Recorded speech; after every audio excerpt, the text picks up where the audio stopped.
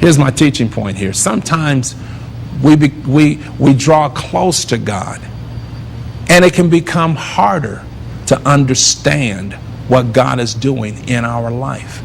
Those are key moments where we really have to trust that God has given us divine instructions, that we simply have to believe Him. We simply have to trust Him. But sometimes we're so close and we don't understand what He's doing in our life that we pretend as if it's all okay. I'm not going to try to get an understanding. I'm not going to really strive to seek and to pursue and to have clarity. And I want us to have that freedom to be able to say, God, I know I'm close to you, but there are still things I don't understand. So that God can begin to tweak our spiritual focus so that He can be able to reset our dimensions in our faith, so that He can show us that, you're coming closer towards me, but I have greater things that I desire to do in your life. There are things that you don't understand, that you can't see, that are not currently even in your perspective. But I want you to know, God's speaking to you personally. I want you to know that I am still in charge of your life. We need to understand that our life in God's hand, that's what's most important. How to understand what God wants to do with our life begins with us trusting that our life is in His hands. So it's okay to have those moments where we don't understand, if we're willing to push beyond our current measure of faith, push beyond our present vision of what God has spoken to us. If we're able to push beyond what have been our previous, what we thought were our limitations, our maxing out, if we're able to push beyond that and say, God, I do believe that there is more. Now, stay with me. Watch this.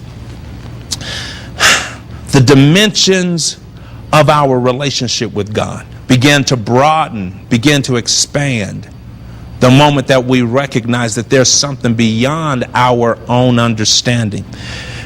Following God and walking in paths where God leads us requires us trusting Him through every step, requires us to be honest enough to admit when we don't understand, but yet we trust Him.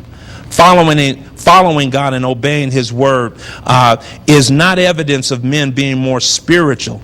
It is actually evidence of us being more faithful.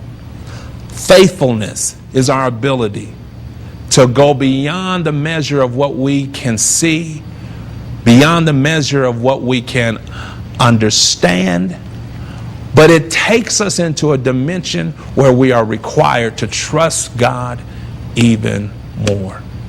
I believe there are people that God is speaking to right now who's saying, God is saying, I want you to trust me even more, beyond the present limitations that you may have set in your life. I want you to trust me even more. I want you to allow the pieces in your life that you don't think belong there, that you don't think fit. Now, see, this is what we do.